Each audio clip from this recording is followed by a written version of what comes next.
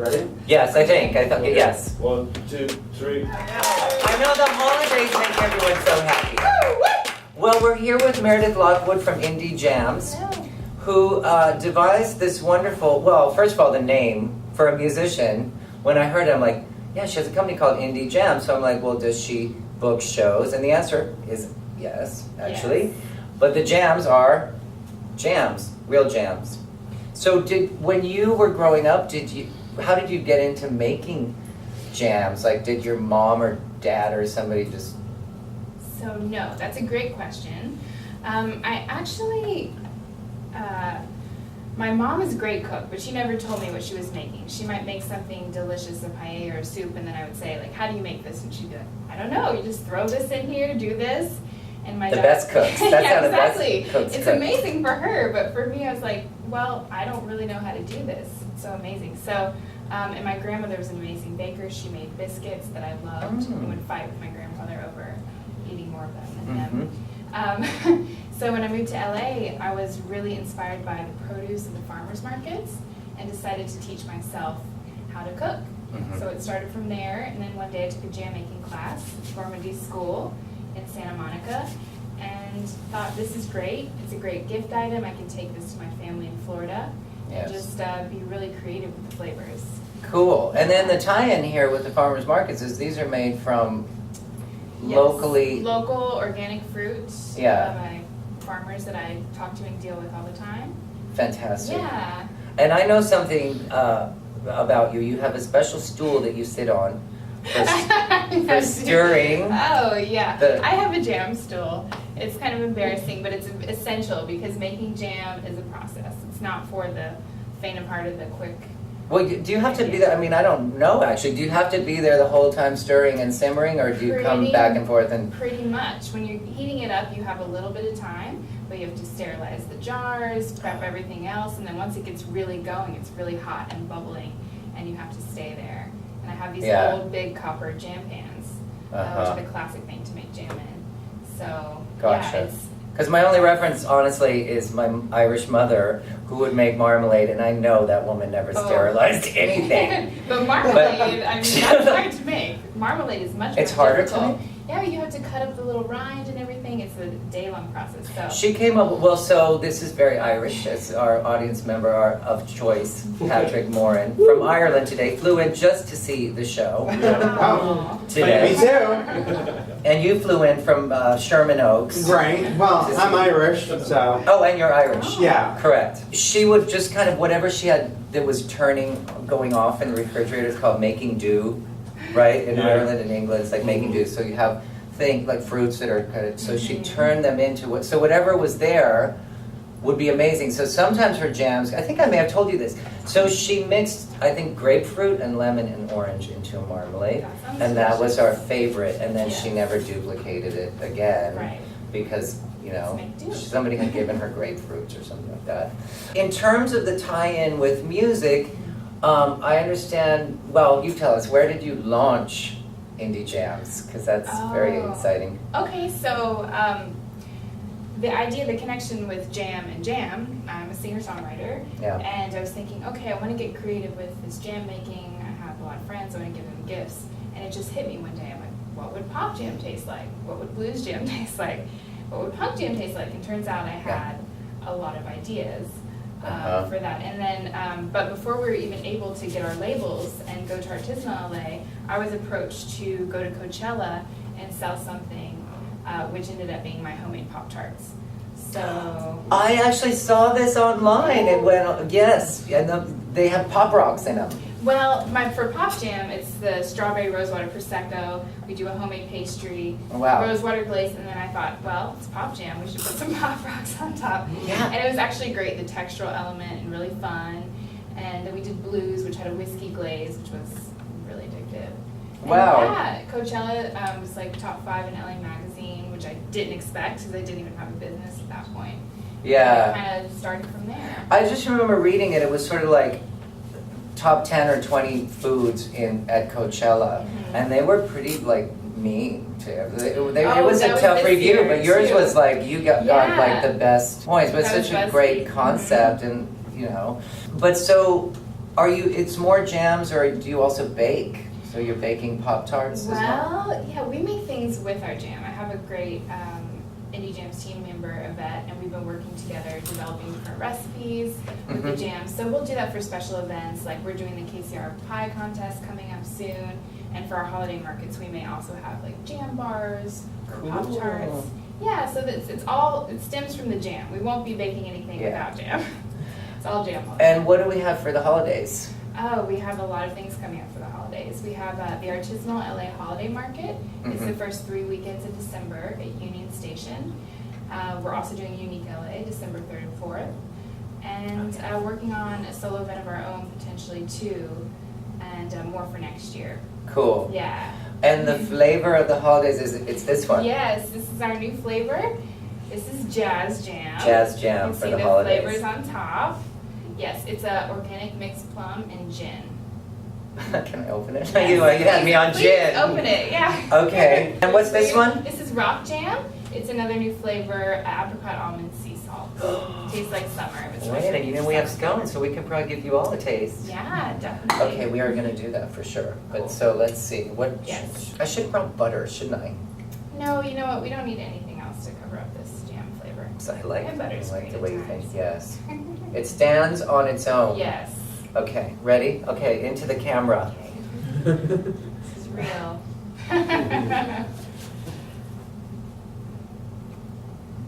So good. And if you can't taste it full, you should just do a spoon taste. See, that's what I would do. That's what I do. I don't have things that people taste on. I have little spoons and they taste the jam because there's so many different complexities in there. So yeah.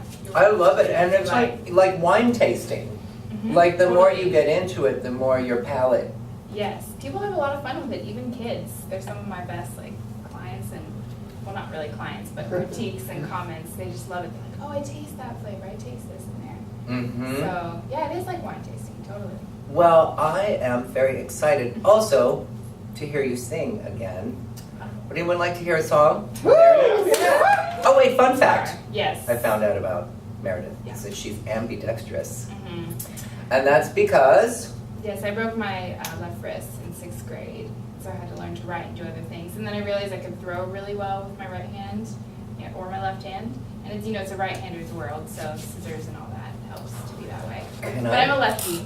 You're a lefty. Yeah, I'm a proud lefty. So, not to go on about my Irish mother, but she was raised by the nun, or schooled by the nuns. So, back in the day, if you were left-handed, they would, every time you wrote with your left hand, they'd slap you with the ruler so that you would become right-handed. So talk about bias against lefties. Right. That's pretty messed up. Terrible. So messed up. So Yeah. I'm a proud lefty. So my mother was right-handed and completely a mess. She had so many issues.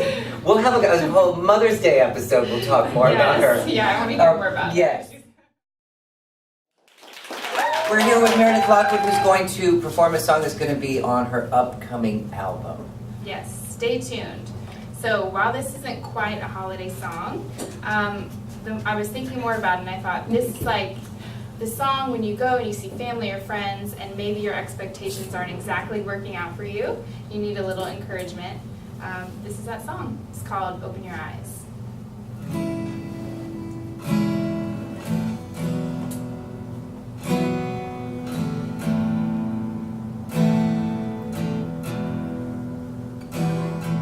Light floods in,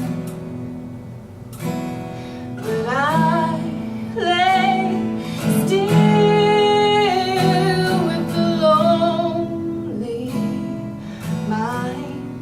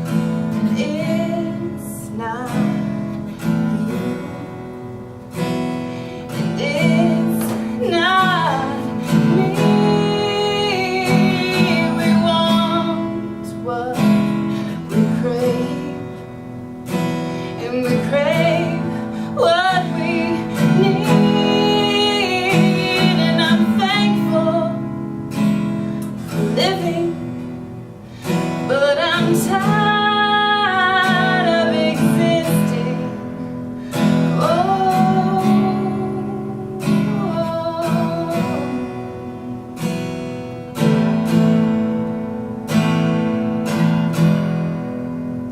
Girl, just open your eyes, open your eyes,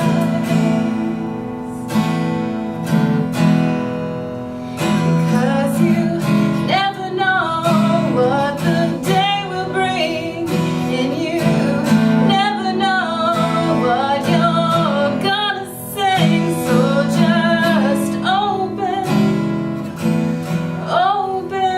your eyes.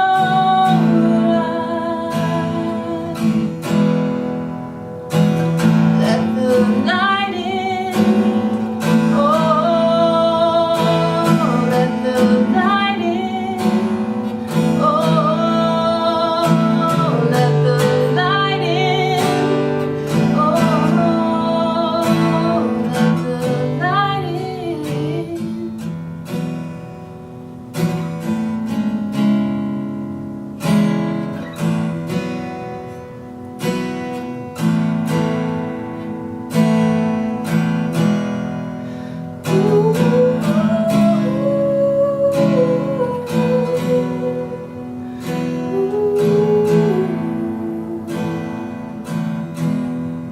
Cause you never know what the day will bring, and you never know what you're gonna say. So just open your eyes. Oh, yeah. Your eyes, girl, just open your